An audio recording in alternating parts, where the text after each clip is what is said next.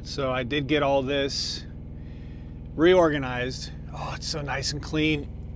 Now I have to strap that down, and I'll strap that thing to somewhere back there.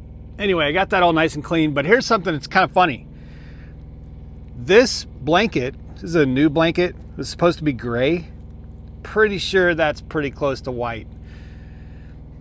So I already can't or don't come into my sleeper with shoes on, but man, now I'm gonna have to be super careful. See, I have this weighted blanket that I just like to have that weighted blanket. It helps me sleep, but it just wasn't anywhere near warm enough. And I'm kind of fighting with my bunk heater, and January is going to be what January is going to be. So that's my son's first painting right there. Doesn't look like anything, that's because it ain't, but it's his first painting. So anyway, I'll be right back.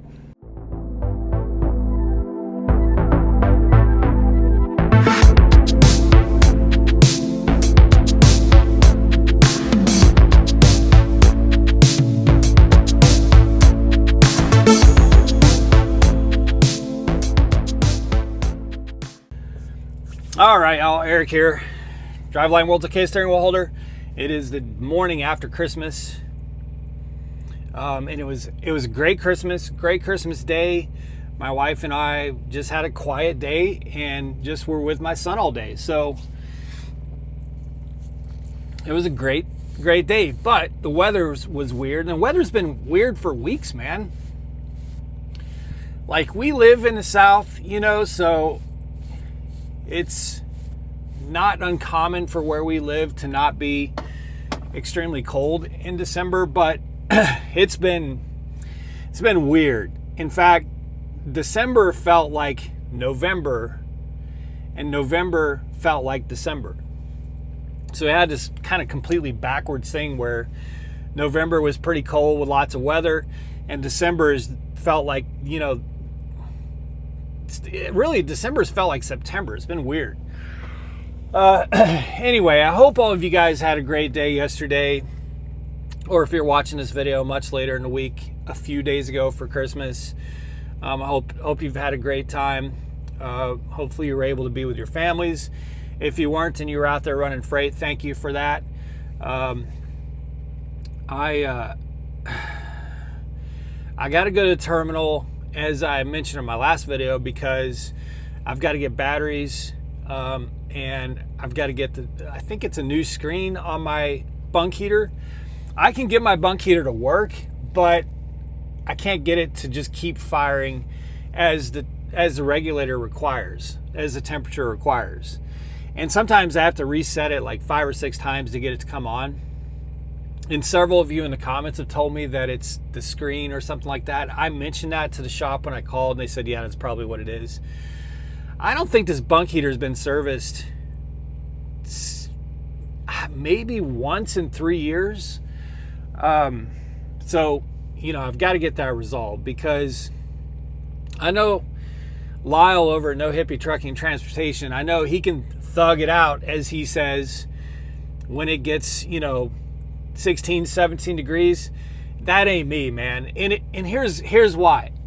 I can thug it out if I can stay under my blankets and not have to get out of bed. The problem for me is when I have to get out of bed. Like, if I have to go walk across the parking lot and take a leak or go shower or something like that, and I'm in bed, which is the only place in existence around me, it's very difficult for me to get out of bed. I want to get out of bed into a warm environment, have coffee, boot myself up, and then go take care of all that stuff. So I just, I'm not down to clown when it comes to going into what we're about to go into, which, speaking of which, that is kind of the crux of this video, is that according to all the weather reports I'm seeing, so today's the 26th, it's going to remain above average as far as temperatures for most of the Midwest and the South and the Southeast for the next few days. But then on the 1st, this cold front is finally able to push into this heat bubble for the first time in weeks. And now basically every model is showing below average temperatures, like beginning on like the third or fourth for all of the Midwest, all of the Southeast, and for a good half of Texas. And then after that, record cold, those record cold temps, well, not record cold, sorry, below average temperatures for the first and second week of January. After that comes in what could be blizzard and very heavy snow conditions for a huge swath of the country. So 2025 is coming in with a bang, man. So it's got me like really wanting to have my truck prepped in every way possible. So my batteries, my bunk heater, making sure I've got a good amount of anti-gel. I need to put a new part on my airline, my whatever you call it, the hose to refill my tires as needed. I just need to go through. I need to change my windshield wipers to the winter edition. I just need to go through and just get my truck. That's, if you recall a few videos ago, back in November when I think it was the end of November, when I was stuck going through all that snow and horse shit cold for a few days, I was woefully ill prepared. I'll acknowledge it, man. I was just not prepared for what I didn't think was going to happen right after Thanksgiving, and it happened. And it's not that it was dangerous or anything like that. It's just that it created some frustration for me that could have been avoided if I had just been a little bit better prepared. So I'm going to make sure this time that I'm much more prepared, especially with everything they're saying is coming. So, January I think is just going to be weird, man. We've got, of course, Trump being sworn in. Who knows what all is going to happen with that and all the nominees. We've got a massive change in weather patterns that's coming like the first and second week of January. The freight market is intriguing because tender rejection rates at the docks are like very high right now, like weirdly high. I think I'm not sure if it's just for reefer or dry van, but I think tender rejection rates are at above 9%, which is like, that's a rate we haven't seen in a long time. So we got that going while Prime is adding new customers and adding new volume and new freight. So I'm like cautiously optimistic. I think we may have a stronger January than we've had for 2 or 3 years. I think this will definitely be the strongest January. It'll be stronger than last year and stronger than the year before. That's what I anticipate. I've seen freight, rates, not so much. Some of our customers, the freights are going down a little bit, or the rates are going down a little bit. Some of our customers, the rates are kind of staying right there, right on the money. A very few, I think once these new contracts come into play, we're going to see a slight tick upwards. But it's the volumes that I've really been most concerned about, because everybody in the industry is getting low rates. That's just where the industry is. That's where the market is. But for the thing that's important to me is making sure the volumes stay up, because when we were in that volume slump in the summer, you could really be damaged very quickly by sitting 2 or 3 times a week. Meaning if you had 2 or 3 loads a week, but you had 24 hours or more between those loads, it was pretty devastating. And when you have that happen on multiple trucks, then it's really devastating. And so volumes to me are really important. I want my trucks to stay loaded as much as possible. For me, what I like to deliver at like 4 or 5 in the morning, if at all possible. Of course, it can't always work out that way. Or earlier in the morning, sometime in the night.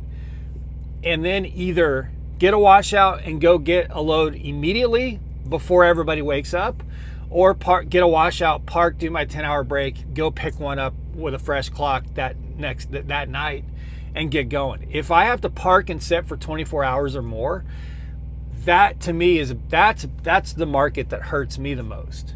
Rates, yeah, that's important too, but volume is like sitting for a day or two is devastating. And I don't think Prime is struggling that much with a volume problem. We came out of it at the end of the summer, and I just haven't felt that since then. And I don't see that we're really going to feel that going into January. I think Prime has handled this very well. I think they've really kind of found a good level of hiring and, bringing new trucks in or new drivers in. And I think versus customers coming in or freight volumes and all that, I think our capacity versus volume is at a pretty sustainable level. I think Prime's been very smart. That's just my experience. Some of you may experience something a little bit different, but with my trucks, that's been my experience for the last few months, and I don't see any indication that that's going to change. So, it's just interesting how I'm intrigued to see how 2025 is going to welcome itself in terms of the business, the volume, the capacity, the new administration that's coming in, the weather that's absolutely going to bitch slap us. It's not going to be a quiet welcome to 2025 at all. I think it's going to be very active, busy, unpredictable, and interesting, and possibly entertaining. So anyway, I got 2 days. Let's see. I'm doing laundry, final loads of laundry right now. I've got my truck mostly ready. I got a couple more things I need to do inside my truck. Then I'll hit the road and go take care of the things that I need to do at the shop, and be prepared to run freight maybe the night of the 29th is kind of what I'm targeting. If I could get a load that would carry me through New Year's Day, I'd be stoked. So that's kind of what I'm hoping for. And then I'll be out and running. I've got to go back home on the third week of January for my son has a little bit of a surgery procedure. Nothing life-threatening or anything like that, but a little bit of procedure that he has to go through. So I want to be there for that. But that'll be a short time home. It won't be like these last two times. I was home 3 weeks in November and almost 3 weeks here in December. So that'll be it'd be about 5.5 weeks over the course of 8 weeks, 9 weeks almost. Yeah, 8.5 weeks. So I'm ready to run. I'm ready to go because I've had just some really good time at home. Not to say that I don't want to spend more time at home. I definitely want to spend more time at home, but I'm ready to go. Ready to get back into YouTube, ready to get back into, just getting the truck moving and getting the truck generating revenue. I would rather be home, don't get me wrong, but you got to go. You know what I mean? So anyway, I'll probably have a couple more videos up before the end of the year, especially if I'm running freight for those 2 nights. And then I'll be out there on the road with those of you running through New Year's. Hopefully finding plenty of parking. That's what I love about being out on the road during holidays. Easy to park wherever you want, whenever you want. Love it. So that's my update. Anyway, guys, like I said, hopefully you enjoyed the Christmas. Hopefully you're getting ready for what's coming the first week of January. I'm telling you guys, look at the weather. Look at the models for the first and second week of January. And be ready. I know you guys who run west and northwest, it's not anything new to you if you've been running through weather for a while, but the Midwest and the Southeast has really not had to deal with much of anything yet this year, and it's going to come in swinging. So be ready. All right, guys, be safe, make good decisions, always drive, thrive. Talk to y'all soon.